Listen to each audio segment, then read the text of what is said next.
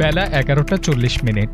বিমান বাংলাদেশ এয়ারলাইন্সের BG-202 ফ্লাইটটি ঢাকার শাহজালাল বিমানবন্দরে অবতরণ করে। ইমিগ্রেশনে আনুষ্ঠানিকতা সেরে বিমানবন্দর থেকে বেরিয়ে আসলেন ছাই রঙের স্যুট, সাদা শার্ট আর কালো প্যান্ট পরিহিত মধ্যবয়স্ক এক ব্যক্তি। স্পর্শ করলেন দেশের মাটি। এতক্ষণ যার কথা বলছিলাম তিনি হলেন দেশের সমকালীন রাজনীতিতে গত ১.৫ দশকেরও বেশি সময় ধরে সবচেয়ে আলোচিত ও প্রতীক্ষিত নাম তারেক রহমান। দীর্ঘ প্রবাস জীবন শেষে প্রিয় মাতৃভূমিতে ফিরেছেন তিনি। বিমানবন্দর থেকে বের হয়ে কিছুক্ষণ শিশির ভেজা ঘাসে হাঁটেন তিনি এবং মাটি স্পর্শ করেন। এই দৃশ্য উপস্থিত মানুষদেরকে ব্যাপকভাবে আবেগতাড়িত করে।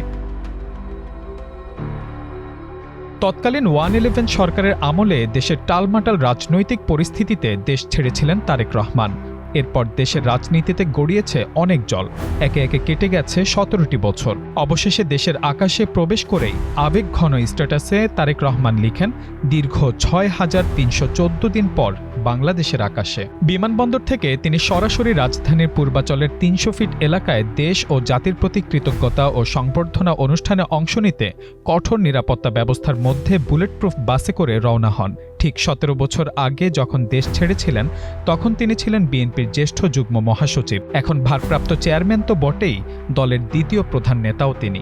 ২০০৭ সালের জানুয়ারিতে সেনা সমর্থিত তত্ত্বাবধায়ক সরকার ক্ষমতায় আসার পর দুর্নীতির অভিযোগের মামলায় আটক হয়ে প্রায় ১৮ মাস কারাবন্দী ছিলেন তারেক রহমান। এ সময় তার উপর পুলিশ রিমান্ড ও কারাগারের অন্ধপ্রকোষ্ঠে চালানো হয় নিষ্ঠুর নির্যাতন। একটানা ৫৫৪ দিন বা ১৮ মাস কারাবাস করতে হয় তাকে। এরপর তার স্বাস্থ্যের অবনতি হতে থাকলে তার নিঃশর্ত মুক্তিলাভ ও উন্নত চিকিৎসার জন্য বিদেশে পাঠানোর দাবিতে রাজপথে শুরু হয় আন্দোলন। এতে সরকারের টনক নড়ে এবং তারা তারেক রহমানকে শর্ত সাপেক্ষে মুক্তি দিতে সম্মত হয়। কিন্তু আত্মপ্রত্যয়ী ও নির্ভীক তারেক রহমান নিঃশর্ত মুক্তির দাবিতে অনড় থাকেন এবং এক পর্যায়ে উচ্চ আদালত থেকে উন্নত চিকিৎসার জন্য জামিনে মুক্তি লাভ করেন। ২০০৮ সালের ৩ সেপ্টেম্বর তিনি সপরিবারে লন্ডনে চলে যান। সে বছরের ডিসেম্বরের নির্বাচনে আওয়ামী লীগ ক্ষমতায় এলে দেশে আসার পথ অনেকটা বন্ধ হয়ে যায় তার। একের পর এক মামলায় জর্জরিত তারেক রহমানের দেশে ফেরা হয়নি আর। সেনা সমর্থিত তত্ত্বাবধায়ক সরকারের আমলে ১৩টি এবং আওয়ামী লীগ সরকারের আমলে তার বিরুদ্ধে ৭২টি মামলা হয়। এর মধ্যে অন্তত ৫টি মামলায় যাবজ্জীবন কারাদণ্ড সহ বিভিন্ন মেয়াদে সাজা দেওয়া হয় তাকে। এমনকি গণমাধ্যমেও তার বক্তব্য প্রচারে নিষেধাজ্ঞাও দেওয়া হয় আদালতের মাধ্যমে। গত বছরের ৫ আগস্ট রাজনৈতিক পট পরিবর্তনের পর একে একে সব মামলা থেকে খালাস পান তারেক রহমান।